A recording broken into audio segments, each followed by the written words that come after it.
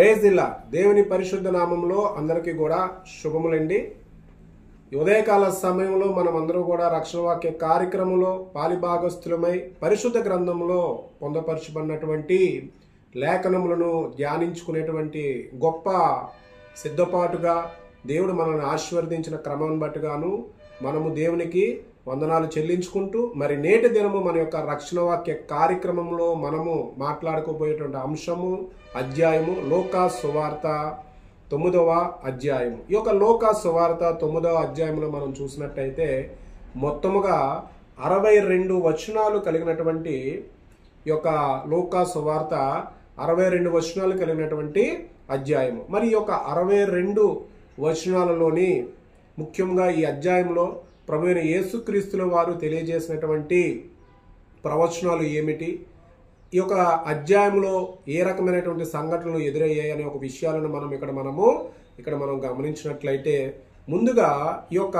అధ్యాయాన్ని మనం మొత్తంగా చూస్తే 62 వచనాల్ని 6 భాగాలుగా మనం విభాగించుకున్నట్టయితే ఇందులో మొదటి 4 భాగాలను నేటి దినము మనం 36 వచనాల వరకు కూడా 1 నుంచి 36 వచనాల వరకు కూడా మనము నేటి దినము వీటి గురించి మాట్లాడుకొని ఆ తర్వాత రెండవ భాగంగా మిగిలినటువంటి 3 భాగాల్ని 37వ వచనం నుంచి 62వ వచనం వరకు కూడా మనము తెలియజేసుకుందాము. ప్రియమైన క్రైస్తవ బిడ్డలారా, ఈ మాదిరిగా తెలియజేయడం గల కారణము ఏంటి? అధ్యాయం గురించి సంపూర్ణమైనటువంటి ధ్యానించినటువంటి అంశాలను మీకు తెలియజేయాలనే క్రమంలో, అదేవిధంగా బైబిల్లో ఉన్నటువంటి ప్రతి అధ్యాయంలోని సంపూర్ణమైనటువంటి వివిధ రకాలైనటువంటి మాటలను తెలియజేయాలనే క్రమంలో ఈ మాదిరిగా మనము భాగాలుగా వివరించుకోవడం జరుగుతుంది. ప్రియమైన క్రైస్తవ సోదరులారా, మరి మనం గమనించినట్టయితే లూకా సువార్త 9వ అధ్యాయంలో మొదటి 6 భాగాలు మనం చూసుకున్నట్టయితే అందులో 4 భాగాలుగా మొదటి వచనం నుంచి 9వ వచనం వరకు కూడా మనం చూస్తే ప్రభువైన యేసుక్రీస్తుల వారు 12 మంది శిష్యులను సువార్త నిమిత్తముగా వారిని సమస్త అధికారాలు ఇచ్చి పంపివేయడనేటువంటి అంశాన్ని గురించి పొందపరచడం జరిగింది.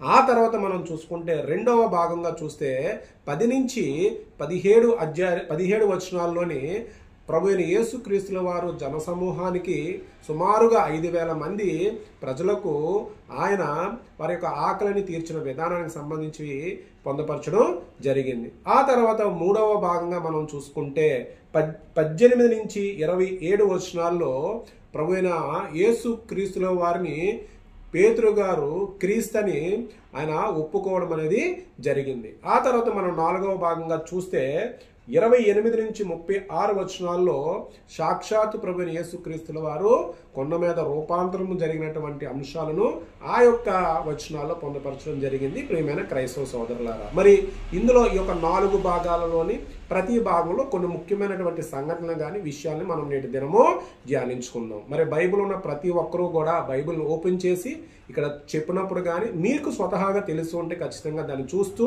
వాక్యాన్ని మీ హృదయంలో స్థిరపరచుకొని ధ్యానించుకున్నట్లయితే ఖచ్చితంగా వాక్యానుసారమైన జీవితానికి మనము అలవాటు పడేందుకు దేవుడు గొప్ప కృపను మనకు చూపిస్తాడు. కాబట్టి ఈ యొక్క వాక్యాన్ని చదివేటప్పుడు ప్రతి ఒక్కరూ కూడా మీ యొక్క బైబిల్ని చూడండి. ముందుగా మనం చూసుకున్నట్టయితే 1 నుంచి 9 వచనాల్లో ప్రభువైన యేసుక్రీస్తుల వారు శిష్యులను సువార్తకు పంపించడం. ఎందుకు శిష్యులను సువార్తగా పంపించడం గల కారణం ఏంటి అంటే చాలా వచనాల్లో మనం చదువుకున్నప్పుడు వారు కొన్ని విషయాలలోని వారు స్వస్థతలు కలుగు చేయలేకపోవడము, పూర్తిగా వారు విశ్వాసాన్ని నమ్మికను ఉంచకుండా కొంత సమయాల్లో కొంత అవిశ్వాసాన్ని వారు ప్రకటించడం పట్ల వారికి పూర్తి స్థాయిలో ఏదైతే దేవుని యొక్క కృప కానీ విశ్వాసము కానీ వారు విశ్వసించక వారు చేసే ఏ ఒక్క ప్రయత్నాల్లో కూడా సఫలం అవ్వకుండా విఫలం అవ్వడం అనేది జరుగుతుంది. ఆ క్రమంలో ప్రభువైన యేసుక్రీస్తుల వారు వారికి సర్వ అధికారాన్ని ఇచ్చి వారు సువార్త ప్రయాణంలో వారు తీసుకోవాల్సిన విషయాలు ఏంటి, వారు ఏ మాదిరిగా సువార్తను చెప్పేటప్పుడు వ్యక్తిగతంగా వారి యొక్క అవసరాల రీత్యా కానీ అనే మాటలను ఈ యొక్క మొదటి 9 వచనాల్లో పొందపరచడం జరిగింది. ఇక్కడ మనం చూసుకున్నట్టయితే ఇందులో కొన్ని మాటలు మనం మాట్లాడితే ఆయన తన 12 మంది శిష్యులను పిలిచి సమస్తమైన దెయ్యముల మీద శక్తిని అధికారమును రోగములు స్వస్థపరచు వారము వారికి అనుగ్రహించి దేవుని రాజ్యమును ప్రకటించుటకును రోగులను స్వస్థపరచుటకును వారిని పంపెను.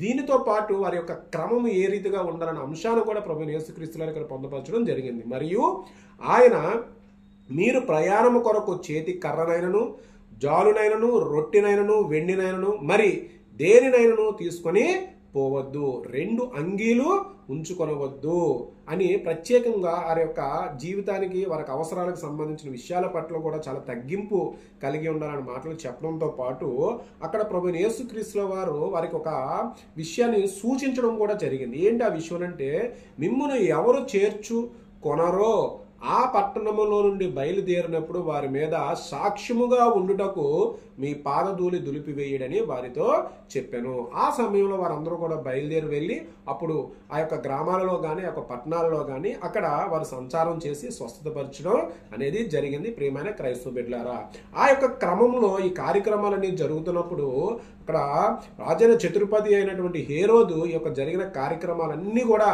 ఆయన తెలుసుకున్నప్పుడు ఆయనకి విని ఒక ఆలోచన కలిగింది. ఏదైతే అక్కడ యోహానుని మనము ఆయన తలను చిరఛేదనం చేయడం జరిగింది, మరి ఈ యొక్క కార్యక్రమాలు చేస్తుంది ఎవరు అని చెప్పి ఆయనకి ఈ యొక్క వినిన మాటలు బట్టి కార్యాలు బట్టి లేదు, కొంతమంది ఏలియా మళ్ళీ వచ్చాడని, మరి కొంతమంది పూర్వ ప్రకృతిలో కొంతమంది వచ్చారని మాటలను ఆయన వింటున్నప్పుడు ఆయన ఏంటి అంటే తెలుసుకోవాల్సిన విషయము, అప్పుడు హేరోదు ఒక మాట ఆయన మనసులో అనుకున్న మాట, నేను యోహాను తల కొట్టించింది కదా, ఎవరి గురించి ఇట్టి సంగతులు వినుచున్నానో అతడు ఎవడో అని చెప్పి ఆయనను చూడగొరును అని చెప్పి ఆయన ఒక హృదయ తలంపులను కూడా ఇక్కడ మనకి తెలియచేయడం జరిగింది. ప్రియమైన క్రైస్తవ సోదరులారా, ఆ తర్వాత మనం చూసుకుంటే 10 నుంచి 17 వచనాల్లో ఏదైతే ప్రభువైన యేసుక్రీస్తుల వారు ఆశీర్వదించబడి దీవించబడి ఆ యొక్క జన సమూహము అపోస్తలులో అన్నటువంటి ప్రతి ఒక్కరూ కూడా వారి యొక్క గ్రామాలలోని వారి యొక్క పట్టణ ప్రాంతాలలోని అక్కడ వారు స్వస్థతలను కలుగు చేసిన తర్వాత ప్రభువైన యేసుక్రీస్తుల వారి దగ్గరికి వారు రావడము, ఆ యొక్క వచ్చినప్పుడు బెత్సయిదా అనే గ్రామానికి ప్రభువైన యేసుక్రీస్తుల వారు తీసుకెళ్ళి వెళ్ళి అక్కడ జనసమూహం అందరికీ కూడా దేవుని రాజ్యాన్ని గురించి అనేకమైన విషయాలు తెలియజేయడము, అక్కడ ఉన్న ప్రజలు స్వస్థత పరుస్తున్న క్రమంలోని ఆ యొక్క సమయము ఆ యొక్క సాయంకాలం అవుతున్న సమయంలో వారి ఆహార నిమిత్తంగా ప్రభువైన యేసుక్రీస్తుల వారే స్వయంగా వారికి ఆహారాన్ని ఏర్పాటు చేయడానికి సిద్ధపాటు చేసినటువంటి ఆ గొప్ప మాటలను కూడా ఇక్కడ మనకు పొందపరచడం జరిగింది. ప్రియమైన క్రైస్తవ బిడ్డలారా, ఆ మాటలు ఏంటి అని మనం చూసుకున్నట్టయితే ముందుగా అక్కడ 14-15 ఇంచుమించు 5,000 మంది పురుషులు ఆయన వారిని 50 మంది చొప్పున పంక్తులుగా తీర్చి కూర్చుండబెట్టమని తన శిష్యులతో చెప్పగా వారు అలాగ చేసి అందరినీ కూర్చుండబెట్టరి.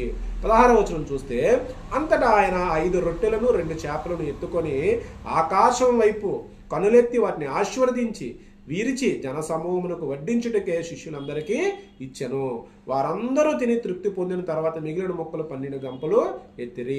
హల్లెలూయా. దేవుడు ఏదైతే ఆ యొక్క ప్రాంతాలలో కూడా వారి బోధ వినడానికి వచ్చిన వ్యక్తులను కూడా ఆశీర్వదించి స్వస్థతలు పరిచి వారి ఆహారాన్ని తీర్చి వారిని చూసినటువంటి విధాన అంశాలు ఇక్కడ మనకి క్లుప్తంగా పొందుపరచడం జరిగింది. ప్రియమైన క్రైస్తవ బిడ్డలారా, ఆ తర్వాత మనం చూసుకున్నట్టయితే 18 నుంచి 27 వచనాల్లో యేసే క్రీస్తుని ఒక ప్రముఖం అంటే శిష్యుల్లో ఒకరైనటువంటి మొదటి శిష్యుడు పేతురు గారు ఆయన ఒప్పుకున్నటువంటి మాటలను ఇక్కడ మనకు పొందపరచడం జరిగింది. ప్రియమైన క్రైస్తవ బిడ్డలారా, ఏంటి ఈ యొక్క మాటకు అర్థం ఏంటి, ఎందుకు ఈ మాటలను తెలియజేయాల్సి వచ్చిన క్రమము ఏంటంటే, అక్కడ మనం వాక్యానుసారంగా లేఖనానుసారంగా మనం చూసుకుంటే ఈ యొక్క ప్రభువైన యేసుక్రీస్తులో ఒంటరిగా ప్రార్థన చేయడానికి ఉన్నప్పుడు అక్కడ ప్రభువైన యేసుక్రీస్తులో అనేక మార్లు మీరు ఎక్కడైనా చూసినట్లయితే ఆయన ప్రార్థన యొక్క జీవిత విధానాన్ని గురించి పొందపరిచినప్పుడు ఆయన ఒంటరిగా ఉండి తండ్రి అయిన దేవుడి దగ్గర ఆయన ప్రార్థించడము, మోకరించి ప్రార్థించడము, గెత్సెమనే తోటలో ప్రార్థించడము,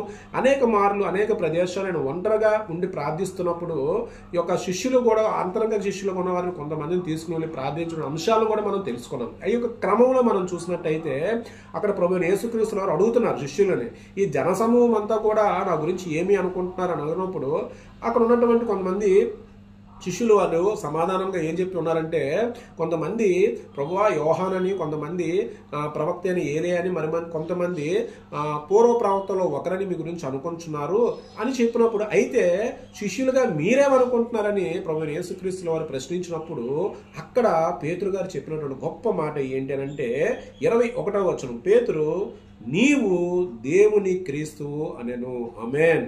పేతురు గారు ఏమీ ఆలోచించకుండా ఏం చెప్పారంట, దేవుని క్రీస్తువు అనేను. ఈ ఒక్క మాట చెప్పగానే అక్కడ ప్రభువైన యేసుక్రీస్తు గారు ఈ విషయాన్ని ఎవరికి కూడా చెప్పొద్దు అని ఖండితంగా, అంటే ఈ మాటను ఎందుకు ఉపయోగించారంటే అక్కడ ఉన్నటువంటి యూదులకు మెస్సయ్య అన్నా లేకపోతే దేవుడు అన్నా ప్రభువైన యేసుక్రీస్తుల వారిని వారు నమ్మే స్థితిలో లేరు. ఆ సమయానికంటే ఆయన యొక్క పరిచర్య, ఆయన యొక్క మరణ పునరుద్ధారుల క్రమంలో ప్రభువైన యేసుక్రీస్తుల వారు లాస్ట్ మినిట్ వరకు కూడా ఆయన చేయాల్సిన కార్యములు భూమి మీద దేవుడు ఏర్పరిచినట్టు సమస్త విషయాలలోని అధికారాన్ని ఇచ్చి ఆయన ఏర్పరిచినటువంటి అన్ని విషయాలలో కూడా సంపూర్ణమైనంత వరకు కూడా ఒక విషయాన్ని బయలుపరచకూడదు అనే ఒక క్రమంలోని ఆ యొక్క మాట చెప్పడం జరిగింది. ప్రియమైన క్రైస్తవ బిడ్డలారా, దానితో పాటు అక్కడ ప్రభువైన యేసుక్రీస్తుల వారు చెప్పినటువంటి ఒక గొప్ప మాట అక్కడ మనల్ని కలిచివేస్తుంది. ఏంటి అని అంటే ఆయన ఒక మరణ పునరుద్ధారణ విషయం గురించి ఒకే ఒక వచనంలో ఆయన చెప్పడం జరిగింది. ఏంటి ఆ వచనం చూస్తే, మనిషి కుమారుడు బహుశ్రమలు పొంది పెద్దల చేతను ప్రధాన యాజకుల చేతను శాస్త్రుల చేతను విసర్జింపబడి చంపబడి 3వ దినము లేచుట అగత్యమని చెప్పిన యొక్క మాట శిష్యులకు ముందుగానే ఆయన ఒక మరణానికి సంబంధించినటువంటి విషయంగా ఆయన ముందుగా చెప్పడం జరిగింది. ప్రియమైన క్రైస్తవ బిడ్డలారా, ఆ తర్వాత మనం చూసుకున్నట్టయితే ప్రభువైన యేసుక్రీస్తుల వారు ఆయనను వెంబడించే వారు ఏ మాదిరిగా ఉండాలి అనే ఒక విషయాన్ని ఇక్కడ మనం గమనించినట్టయితే 23వ వచనంలో మనం చూస్తే, మరియు ఆయన అందరితో, అక్కడ ఉన్న వారందరితో ఈ మాదిరిగా చెప్పారు. ఏం చెప్పారంటే, ఎవడైనను నన్ను వెంబడింప గోరిని ఎడల తన్ను తాను ఉపేక్షించుకొని ప్రతి దినము తన సిలువను ఎత్తుకొని నన్ను వెంబడింపవలను. అంటే ఉపేక్షించుకొని అంటే విశ్వాసం కలిగి ఉండి, నమ్మకము కలిగి ఉండి, నిరీక్షణ కలిగి ఉండి, తగ్గింపు స్వభావం కలిగి ఉండి, సమాధానము కలిగి ఉండి, శ్రమలలో శోధనలలోని ఆ యొక్క సువార్త భారాన్ని దేవుని కృపచేత ఫలవంతమైనటువంటి సువార్తగా నడిపించుటకు శక్తిని సామర్థ్యాలను పొందే క్రమంలో ఉండాలని ఒక మాటలను ప్రభువైన యేసుక్రీస్తుల వారు ఇక్కడ మనకు తెలియచేయడం జరిగింది. ప్రియమైన క్రైస్తవ బిడ్డలారా, దానితో పాటు మనం చూసుకున్నట్టయితే అక్కడ ఆయన గురించి ఏ ఒక్క సమయంలోనైనా సరే, ఏ ఒక్క ప్రదేశంలోనైనా మాట్లాడే అవకాశం వచ్చినప్పుడు నిర్భయంగా మాట్లాడే వారిని దేవుడు ప్రేమిస్తాడని, ఆ తర్వాత ఒకవేళ వారు ఏమాత్రమైనా దాని వ్యతిరేకంగా సిగ్గుపడినట్లయితే దేవుడు 2వ రాకడలో తండ్రితో పాటు కుమారుడు దేవదూతలతో వారు వచ్చినప్పుడు వారి విషయం పట్ల వారిని కూడా ఎరుగునని మాటలు కూడా ఇక్కడ మనకు తెలియచేయడం జరిగింది. ప్రియమైన క్రైస్తవ బిడ్డలారా, ఏంటి ఆ మాటలను మనం చూస్తే, నన్ను గురించి నా మాటలను గురించి సిగ్గుపడి వాడెవడో వాని గురించి మనిషి కుమారుడును తనకును తన తండ్రికిని పరిశుద్ధ దూతలకును కలిగి ఉన్న మహిమతో వచ్చినప్పుడు సిగ్గుపడును. ఆ తర్వాత ప్రభువైన యేసుక్రీస్తుల వారు అక్కడ ఉన్నటువంటి వారిని ఉద్దేశించిన మాటలో ఒక మాట చాలా గట్టిగా సమాచారాన్ని, అంటే ఒక సందేశాన్ని కూడా తెలియచేయడం జరిగింది. ఏంటి అంటే, అక్కడ నిలిచి ఉన్న వారిలో కొందరు దేవుని రాజ్యము చూచే వరకు మరణము రుచి చూడరని నేను మీతో నిజముగా చెప్పుచున్నాను. ఈ యొక్క మాటలతో ప్రభువైన యేసుక్రీస్తుల వారు ఏదైతే పేతురు గారు అక్కడ ఆ యొక్క సమూహంలోని ప్రభువైన యేసుక్రీస్తుల వారే క్రీస్తు అని చెప్పడము, ఆ తర్వాత ప్రభువైన యేసుక్రీస్తుల వారు ఆయన వెంబడింపగోరినటువంటి బిడ్డలుగా మనం ఏ మాదిరిగా ఉన్న విషయాలు పొందుపరచడం జరిగింది. ప్రియమైన క్రైస్తవ బిడ్డలారా, ఆ తర్వాత మనం చూసుకున్నట్టయితే ఆ తర్వాత 4వ భాగంగా 28 నుంచి 36 వచనాలు, ఈ యొక్క 28, 36 వచనాల్లోని అత్యంత మహిమ కలిగినటువంటి ఈ యొక్క మాటలను లోకా గారు ఇక్కడ మనకి పొందపరచడం జరిగింది. ఏ మాటలు ప్రతి చోట ఉంటాయి, కానీ ఒక శైలి విధానంలోని కొంత ఒక వివరణాత్మకంగా చెప్పే మాటలో కూడా వారి యొక్క శైలి బట్టి మార్కు గారు శైలి బట్టి మార్కు గారు, మత్తయ్య గారు శైలి బట్టి మత్తయ్య గారు, యోహాను గారు శైలి బట్టి యోహాను గారు, ఆ మాదిరిగా మనం చూసుకుంటే ఈ యొక్క మాటలను మనం ఏ రకంగా అర్థం చేసుకోవచ్చారంటే, ఇక్కడ మనం చూస్తే ఈ క్రమంలో చెప్పి 8 దినములు అయిన తర్వాత ఏదైతే ప్రభువైన యేసుక్రీస్తుల వారు అక్కడ శిష్యులు ఉద్దేశించి మాట్లాడుతూ 8 దినములు అయిన తర్వాత అప్పుడు ప్రభువైన యేసుక్రీస్తుల వారు పేతురు గారిని, యాకోబు గారిని, యోహాను గారిని ముగ్గురిని కూడా వెంటబెట్టుకొని ఆయన కొండ మీదకి వెళ్ళి ప్రార్థించడానికి వెళ్తున్న ఆ సమయంలో జరిగినటువంటి సంఘటనలు మనం చూసినట్టయితే, ఆయన ప్రార్థించుచుండగా, ఆయన అంటే ఎవరు? ప్రభువైన యేసుక్రీస్తుల వారు ప్రార్థించుచుండగా ఆయన ముఖరూపము మారెను. ఆ తర్వాత ఆయన వస్త్రములు తెల్లనవై దగదగా మెరిసెను. ఆ తర్వాత మనం చూసుకుంటే మరియు 2 పురుషులట, అంటే ఎవరు? 2 పురుషులు ఎవరనేది కూడా చెప్పడం జరిగింది. ఆయన మాట్లాడుచుండని వారు మోషే, ఏలియా అనువారు. ఏదైతే పాత నిబంధనలోని తండ్రి చేత ఆశీర్వదించబడినటువంటి వ్యక్తులలో ప్రథమంగా మోషే గారు, ఏలియా గారు కూడా అక్కడ మాట్లాడడం జరిగింది. ఆ తర్వాత చూస్తే వారు మహిమతో అగపడి ఆయన యెరూషలేము నెరవేర్చుకో నిర్గము గురించి మాట్లాడుచుండిరి. అంటే ప్రభువైన యేసుక్రీస్తుల వారితో ప్రత్యక్షంగా ఎన్కౌంటర్ అక్కడ మాట్లాడుతున్నటువంటి మాటల్లో మోషే గారు, ఏలియా గారు ప్రభువైన యేసుక్రీస్తుల వారితో మాట్లాడుచుండిరి అనే ఒక గొప్ప మాటలను లోకా గారు ఇక్కడ మనకు తెలియజేయడింది. ప్రియమైన క్రైస్తవ బిడ్డలారా, ఈ మాదిరిగా మనం చూసుకున్నట్టయితే ఆ యొక్క పేతురు గారు ఆ వాతావరణంలోని కానీ ఆ యొక్క పరిస్థితిలో అక్కడ వారు మిక్కిలి మత్తులై ఉన్నప్పుడు ఒక మేఘము వారిని కమ్ముకొని వచ్చినప్పుడు అక్కడ ఒక స్వరాన్ని వారు కూడా వినడం జరిగింది. ఏంటి అనేది మనం చూసినట్టయితే అక్కడ ఈ మాదిరిగా మనం చూస్తే అక్కడ అతడు ఎలాగ మాట్లాడుచుండగా మేఘము ఒకటి వచ్చి వారిని కమ్మెను. వారు ఆ మేఘంలో ప్రవేశించినప్పుడు శిష్యులకు భయపడిరి. అప్పుడు ఆ యొక్క మేఘం ఆ విధంగా రాను శిష్యులు చూసి భయపడి అప్పుడు మరియు ఈయన నేను ఏర్పరచుకునే నా కుమారుడు. ఆ యొక్క స్వరం ఏంటి? పైనుంచి వచ్చినట్టు ఆకాశం మేఘం నుంచి వచ్చిన గొప్ప స్వరం ఏంటంట, నేను ఏర్పరచుకున్న నా కుమారుడు, నేను ఏర్పరచుకున్న నా కుమారుడు. హల్లెలూయా. ఈయన మాట వినుడని ఒక శబ్దము ఆ మేఘములో నుండి పుట్టెను. ఆ శబ్దము వచ్చిన తర్వాత యేసు మాత్రమే అగుపడెను. అగుపడెను అంటే మీన్స్ ఆయన మాత్రమే కనబడడం జరిగింది. తర్వాత తాము చూచిన వాటిని ఒకటి ఆ దినములో ఎవరికి తెలియజేయక వారు ఊరకుండరి. ఏదైతే ఆ యొక్క ప్రదేశంలో జరిగినటువంటి సమస్త విషయాలు, మహిమాకరమైన విషయాలను వారు ఎక్కడా కూడా మాట్లాడకుండా ఊరికనే ఉండడం జరిగింది అనే ఒక గొప్ప మాటలను ఇక్కడ మనకి పొందపరచడం జరిగింది. ప్రియమైన క్రైస్తవ బిడ్డలారా, ఈ క్రమంలో మరి యొక్క లోకా సువార్త 9వ అధ్యాయంలో మొదటి 36 వచనాలను మనం చూస్తే మొట్టమొదటిగా శిష్యుల యొక్క ప్రాక్టికల్ సువార్త జీవితాన్ని కలిగి ఉండే క్రమంలో ప్రభువైన యేసుక్రీస్తుల వారు వారిని ఉద్దేశించి మాట్లాడినటువంటి మాటలు, వారు ఏ మాదిరిగా ఉండాలనే విషయాలతో పాటు ఏదైతే శిష్యుల్లో ప్రథముడైనటువంటి పేతురు గారు ప్రభువైన యేసుక్రీస్తుల వారే దేవుని కుమారుడుగా అంగీకరించడము, ఆ తర్వాత అంగీకరించడం పాటు వారికి ప్రత్యక్షించబడినటువంటి రూపాంతరము చెందడము, ఆ సమయాలలోని దేవుడి చేత ఆశీర్వదించబడినటువంటి మోషే గారు, ఏలియాను ప్రత్యక్షంగా చూసినటువంటి గొప్ప వ్యక్తిగా పేతురు గారు ఇక్కడ ఈ యొక్క అధ్యాయాల ద్వారా, ఈ యొక్క వచనాల ద్వారా మనము తెలుసుకోవడం జరిగింది. ప్రియమైన క్రైస్తవ బిడ్డలారా, మరి ఎంటైర్గా ఈ యొక్క 36 వచనాలు మనం చూసుకున్నట్టయితే కేవలం మన యొక్క విశ్వాసాన్ని బట్టి కానీ, మన యొక్క నమ్మకాన్ని బట్టి, మన యొక్క నిరీక్షణ బట్టి మనము చేసేటువంటి, మనం చూసేటువంటి ప్రతి క్రియలలో మనము ఖచ్చితంగా దేవుడి మీద ఆధారపడి ఉన్నట్లయితే సమస్త విషయాల మీద మనకు అవగాహన అనేది, సమస్త విషయాల మీద మనము నేర్చుకునేటువంటి గొప్ప ప్రతి దాంట్లో కూడా మనము ఆశీర్వాదం పొందుతామనే ఒక మాటను మనము ఈ యొక్క అధ్యాయం ద్వారా, ఈ యొక్క వచనాల ద్వారా మనము తెలుసుకోవచ్చును.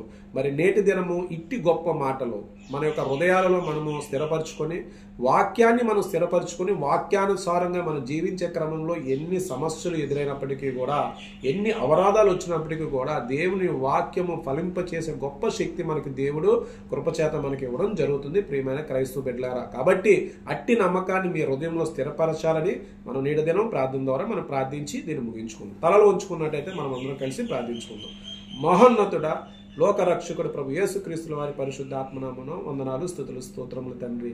ప్రభువా, నేటి దినము మీ దాసుడైన నేను ప్రభువా తండ్రి నాయన లోకా సువార్త 9వ అధ్యాయంలో మొదటి 36 వచనాల్లో ప్రభువా తండ్రి మీరు తెలియజేసినటువంటి గొప్ప సూచనలను ప్రభు, మీరు మాట్లాడినటువంటి గొప్ప మాటలను ప్రభువా తండ్రి నేటి మీ దినము ధ్యానించుకోవడం జరిగింది.